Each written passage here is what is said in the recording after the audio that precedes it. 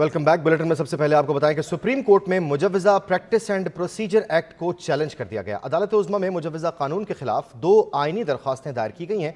दरख्वास्तों में वफाक, वजारत कानून, वज़ीर आज़म के प्रिंसिपल सेक्रेटरी को फरीक बनाया गया है। मज़ीद तफसीलात भी जानेंगे सैरिश खान से। सैरिश, आगाह कीजिएगा।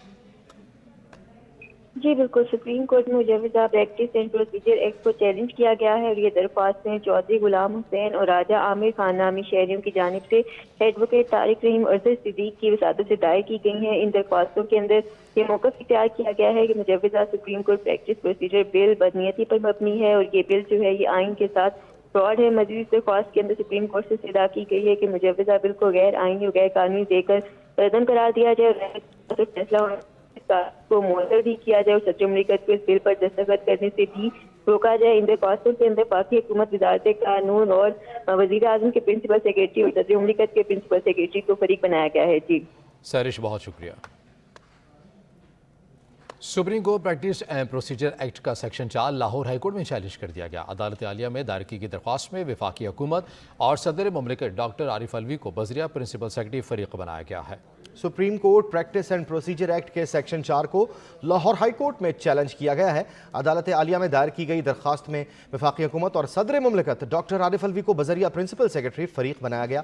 दरख्वास्त मशकूर हुसैन ने नदीम सरवर एडवोकेट की वसातत से दायर की है। दरख्वास्त में मौक़िफ़ अपनाया गया है कि दोनों ऐवानों से supreme court practice and procedure bill मंजूर होकर एक्ट बन चुका है। अदालत में इस्तदा की गई है कि Lahore high court supreme court practice and procedure act के सेक्शन 4 को कलअदम करार दे।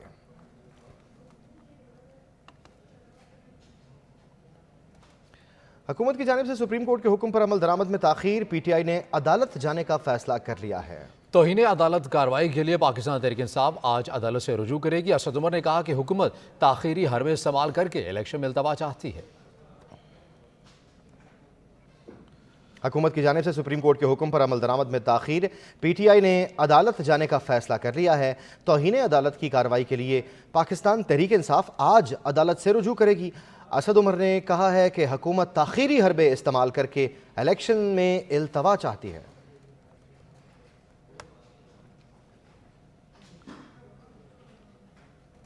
इस्लामाबाद हाई कोर्ट ने इमरान खान की वीडियो लिंक के जरिए पेशी की दरख्वास्त पर आइंदा समात पर वीडियो लिंक के जरिए पेशी से मुतल्लिक कानूनी नुकात पर दलाइल तलब कर लिए हैं।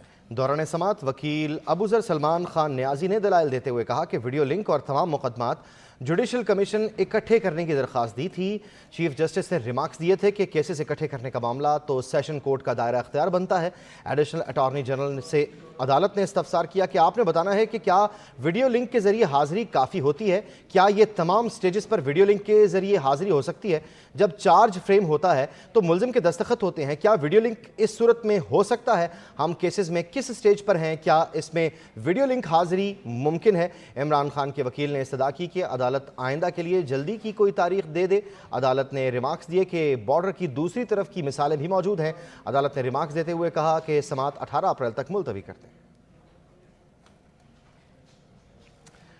और दीगर खबरें बुलेटिन का हिस्सा बनाते हुए आपको बताएं, लाहौर हाई कोर्ट ने इमरान खान को पार्टी ओहदे से हटाने की दरख्वास्त पर रजिस्ट्रार ऑफिस का एतराज़ ख़त्म कर दिया है। अदालत ने रजिस्ट्रार ऑफिस को दरख्वास्त पर नंबर लगाने की हिदायत कर दी।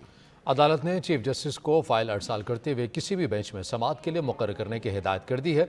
जस्टिस आबिद हुसैन चट्टा ने शहरी जुनैद और मकामी वकील दरख्वास्तों पर समात की।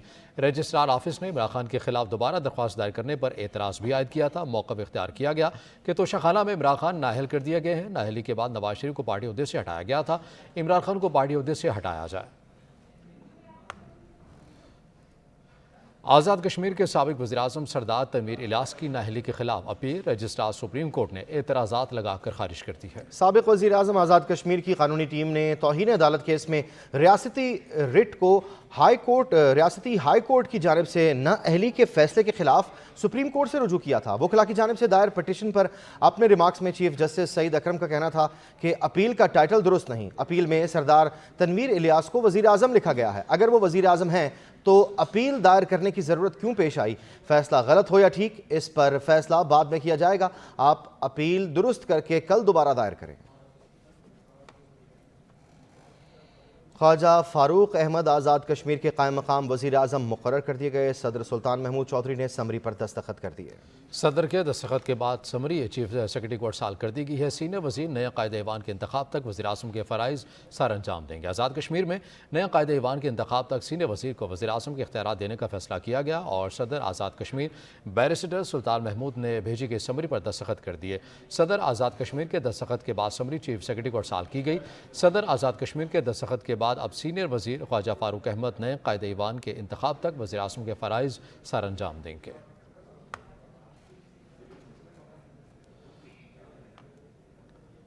आज़ाद कश्मीर के नए वज़ीर आज़म का इंतखाब चेयरमैन PTI इमरान खान से साबिक़ वज़ीर आज़म अब्दुल क़य्यूम नियाज़ी की ज़मान पार्क में मुलाकात। नए वज़ीर आज़म के नाम पर मुशावरत तहरीक इंसाफ आज़ाद कश्मीर की पार्लिमानी बॉडी का इजलास भी आज तलब कर लिया गया। खबरें और भी शामिल करेंगे, लेकिन इस ब्रेक के बाद हमारे साथ रहिएगा। अमीर जमात इस्लामी कराची हाफिज़ नईमुर रहमान कहते हैं कि PP और MK मरदमशुमारी के पूरे अमल की जवाबदेह है। उन्होंने मरदमशुमारी में गलतियां की। अंदरूने सिंध अभी भी जागीरदाराना सोच मौजूद है, वो शहरी आबादी बढ़ने के हक में नहीं। कार्रवाई इस वक्त भी कराची के साथ डाली जा रही है, जिसको किसी सूरत भी कबूल नहीं किया जाएगा। हमने ये फैसला किया है कि इस मरदमशुमारी में जिसमें इतना बड़ा फ्रॉड हो रहा है, इसको किसी भी सूरत में न सिर्फ ये कि हम कबूल करेंगे, बल्कि इसकी जितनी भी चीजें हैं उसको उजागर करेंगे। कराची का ये मुकदमा पूरी कौम के सामने भी रखेंगे और अदालत में भी जाएंगे।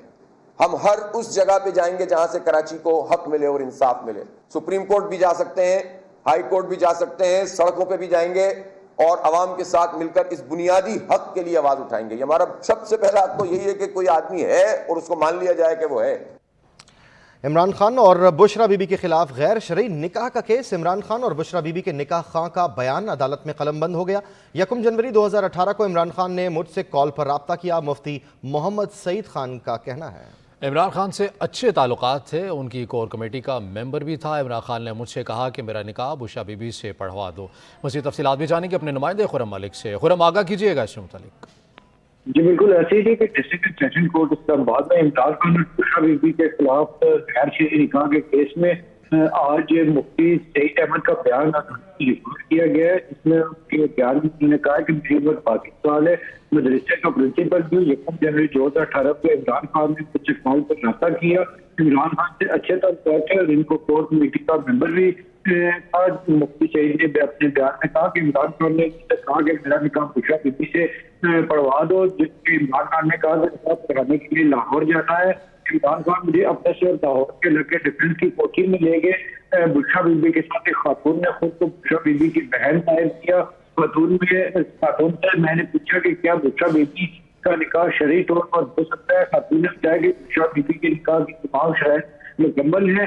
मोहम्मद सईद खान ने अपने बयान में ये भी कहा कि खातून ने बताया कि इमरान खान और बुशरा बीबी का निकाह पढ़ाया जा सकता है।